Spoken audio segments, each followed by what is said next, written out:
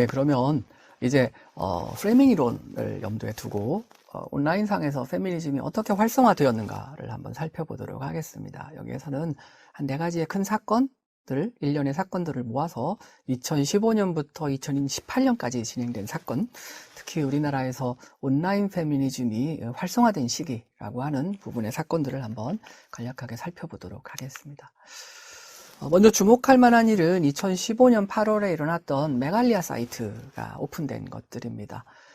한 남성이 특정 사이트에서 연애 상담을 하다가 이제 남녀 대결이 촉발이 되었습니다. 그러니까 여성이 나이가 적은데 사귀어도 될까 고민 중이다. 이걸 가지고 이제 논쟁이 촉발된 거고요. 때마침 메르스 증상, 그때 이제 메르스가 유행할 때인데 메르스 증상을 보인 여성 2명이 홍콩에서 격리 조치를 거부하고 입국했다. 이것 때문에 여성 혐오의 글이 이제 메르스 갤러리라고 하는 메르스 갤러리를 만들었어요. 그 갤러리에서 게시가 되면서 논쟁이 발생했습니다.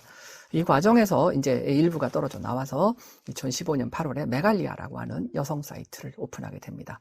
여성 사이트라는 게 여성 회원이 많은 이제 여초 커뮤니티인 거죠. 메갈리아는 단순히 이런 논쟁에서 빠져나온 데 그친 게 아니고 일베와 같은 남초 사이트, 남초 커뮤니티의 여성 혐오 표현에 대한 반격을 하기 시작합니다. 그래서 남성 혐오 이런 표현들이 2015년 5월에 2건이었다가 6월부터는 약 7,500여 건으로 급증하게 됩니다. 그러니까 누군가가 이런 표현들을 계속 인터넷에서 확산하고 있는 것이고요. 대체로 메갈리아의 활발한 활동의 영향이 큰 것으로 분석이 됩니다. 그러니까 이 시기에 여성 혐오에 대해서 메갈리아 사이트가 오픈이 되고 여성 혐오에 대한 반격이 시작된 것이다. 이렇게 볼 수가 있는 거죠. 그러던 중에 2016년 5월에 강남역에서 한 여성이 피살되는 사건이 벌어졌습니다. 강남역 인근 상가 화장실에서 한 남성이 20대 여성을 살해를 했고요.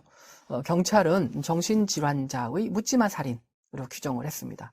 아까 프레이밍에서 말하는 문제정의를 이제 정신질환자의 살인 이렇게 된 거죠. 그러니까 여타 살인과 특별할 게 없는 구분되지 않는 그냥 일단 그냥 형사법, 형법에 어긋난 살인 행위로 규정을 한 것이고요.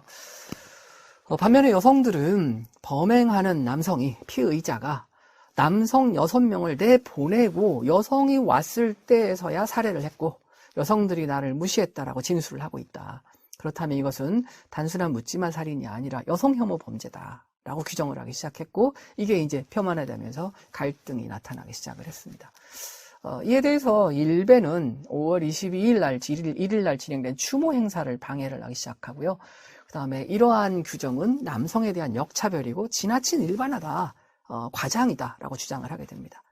결국 이를 통해서 여성 혐오, 남성 혐오가 온라인의 것들이 이제 표출화되는 양상이 나타납니다. 그리고 메갈리아 등장 이후에 페미니즘이 오프라인 집결을 하는 현상이 나타납니다. 오프라인, 온라인 집결이 동시에 일어나죠, 사실은. 그리고 강남역 살인 사건 이후에 여성 혐오 살인이라는 재규정에 사실은 성공을 합니다. 이렇게 움직임을 하면서 결국 이 사건은 여성 혐오 살인으로 이제 규정이 됐고요. 그리고 이어서 나타나는 낙태법 반대 시위나 미투 운동 이런 데에 여성들이 결집하는 효과를 나타내게 됩니다. 결국은 보통 같으면 경찰의 발표대로 해결되었을 문제가 온라인 커뮤니티의 활발한 문제 제기로 문제가 재정이 되고 거기에 맞게 문제가 해결되고 그 다음에 이런 성공이 다른 사건들 양성평등과 관련된 다른 사건들과 맞물리면서 더 활발한 참여 이런 것들이 이루어지게 되었다.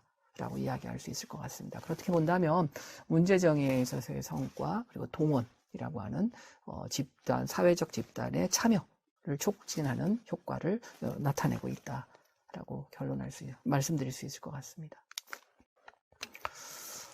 그 다음에 나타난 것은 이제 2018년 5월에 나타난 홍대 몰카 사건입니다. 홍익대학교 회화과 수업 중에 불법 촬영된 남성 모델의 나체 사진이 인터넷 커뮤니티에 게시가 되는 사건이 나타났습니다. 조사 결과 불법 촬영의 가해자가 동료 여성 모델로 밝혀집니다. 비슷한 시기에 고등학교 여자기숙사 불법 촬영 사건 등이 있었는데 언론이나 경찰에서는 별로 관심을 보이지 않았다고 그럽니다. 근데 홍대 사건은 신고 6일 뒤에 가해자가 긴급 체포되고 다시 이틀 뒤에 구속되는 신속한 수사가 이루어집니다. 특히 언론은 가해자 중심 보도, 피해자 중심 뭐 이런데 가해자 여성이 이런 일을 하였다라는데, 그러니까 피해자가 남성인데 가해자 여성이 이렇게 했다라는 측의 논조의 보도를 하였다. 이런 것들이 더 어떤 인터넷상에서 이제 문제 제기를 촉발하게 됩니다. 특히 피의자가 포토라인에 서게 되고 신상 정보가 공개되면서 남성 피의자, 여성 피해자가 신상을 보장받지 못했다, 보호받지 못했다, 이제 이런 반론들이 야기가 되게 됩니다. 여성들은 반발합니다. 여성들이 피해자가 있을 때, 피해자가 되었을 때는 수사가 저렇게 신속하지 않았다. 불법 촬영의 피해자가 남성이었기 때문에 가능한 일이다. 결국은 남성이어서라는, 남성이기 때문에 가능하다. 여성과는 다른 대접을 받았다. 뭐 이런 반발들이 일어났고요. 이에 따라서 이제 해화역 시위가 일어나게 됩니다. 물론 저기에 대해서 남성들은 역시 과장, 일반화 뭐 이런 이야기를 하게 되는 거죠. 그리고 이 여성들의 반발은 해화역 시위로 이어지게 됩니다. 6차례의 시위가 진행되었는데 여성 혐오 범죄 방지 문제를 좀 더 사회적으로 이슈화, 의제화하는 데 성공을 했고요. 혐오 범죄에 대한 인식이 제고되는 효과도 이제 거두게 됩니다. 해화역 시위입니다. 처음에 연애 상담? 메르스 때문에 나타난 2명의 여성이 적절하게 대응하지 않았다라는 비판에서 시작된 문제가 드디어 오프라인 시위로까지 발전하는 겁니다. 2018년 5월부터 시작된 홍대 몰카 사건, 이게 이제 불법 촬영 편파 수사였고 이를 규탄하는 시위가 조직이 됩니다. 불편한 용기라는 사이트가 마련이 되고 해화역 시위가 주관이 됩니다. 물론 해화역 시위는 해화역을 주변으로 해서 진행되기는 합니다만 광화문이나 이렇게 주변 지역으로 확산되기는 합니다. 편의상 이제 해화역 시위라고 부르도록 하겠습니다. 불편한 용기 가입자는 15,000여 명에 달했고요. 청와대 국민청원은 22만 명 이상으로 진행이 되었습니다. 여성들이 주체적으로 여성 중심으로 시위가 진행되어야 한다라는 입장을 개진을 했고요. 그러니까 생물학적인 여성입니다. 이것이 나중에 조금 문제가 되기도 합니다. 경찰 추산 10,000명, 주최 측 추산 12,000명 정도가 결집되는 이제 효과를 냈습니다. 그리고 여성이라는 것, 여성 단일 의제로는 최대 시위가 마련이 됩니다. 그러니까 역사적으로도 여러 가지 의미가 있는 우리나라 여성운동에서도 중요한 의미를 가지는 시위라고 할 수가 있습니다. 특히 이 과정에서는 이제 성소수자, 그러니까 소수의 권리를 보호하지만 성소수자 문제가 배제되었다는 것, 이건 앞으로도 계속 이제 제기될 수 있는 문제라고 판단이 됩니다.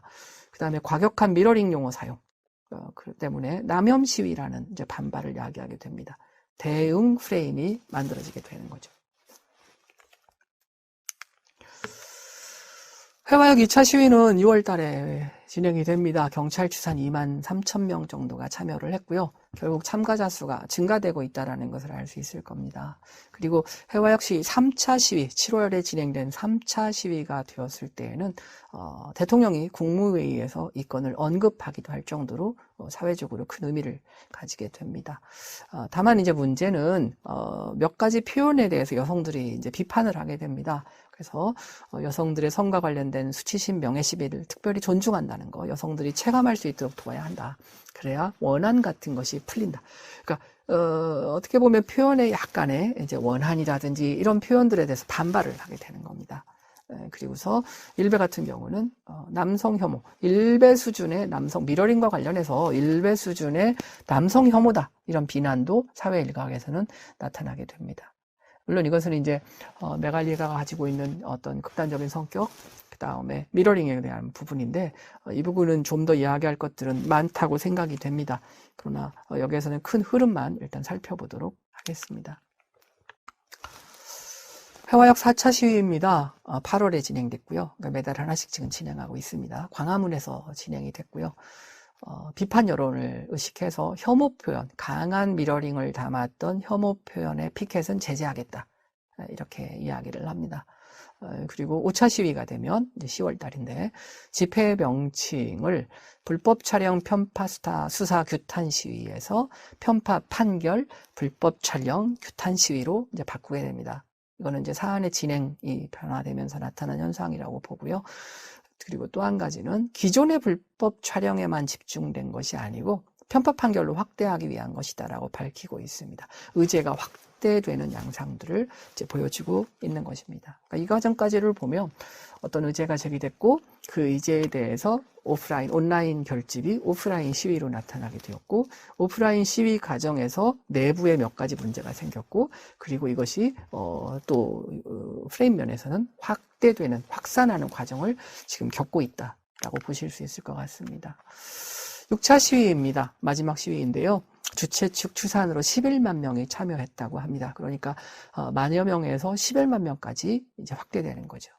그러니까 어떤 대중 참여의 논거를 제공한다라는 측면에서는 매우 성공적이었다라고 볼 수도 있습니다. 물론 중간에 이제 분열 양상도 나타납니다만 그는 다시 조금 있다가 언급하도록 하겠습니다. 새로운 의제들이 나타납니다. 불법 촬영으로 시작했다가 그 불법 촬영의 구조적인 문제, 왜 처벌이 되지 않느냐? 웹하드 카르텔이 있다. 불법 촬영물을 보관하고 유포시키는 어떤 카르텔이 존재하고 그런 카르텔이 구조적인 문제점인 거다. 단순히 특정인이 불법 촬영을 한다 안 한다의 포인트가 아니고 왜 이런 것들이 지속되는가? 왜 이것들이 상업화되는가? 이런 것들은 구조적인 카르텔이 존재하기 때문이다. 그러니까 문제 정의를 새롭게 하고 있는 거죠. 정부도 비판합니다. 불법 촬영 인식 뒤에 각계각층에서 이 문제를 해결하고 했지만 정부는 방관하고 있다. 단순히 촬영자를 처벌할 게 아니라 촬영물 유통자도 처벌해라. 촬영, 생산자, 유포자, 소비자, 숙박업소, 숙박어플 이런 것으로 쭉 연결된 일련의 성촬영, 성폭력물 그 다음에 불법 촬영물의 소비 메커니즘을 다 뽑아야 된다. 이렇게 이제 문제 제기와 강조점이 변경되게 됩니다.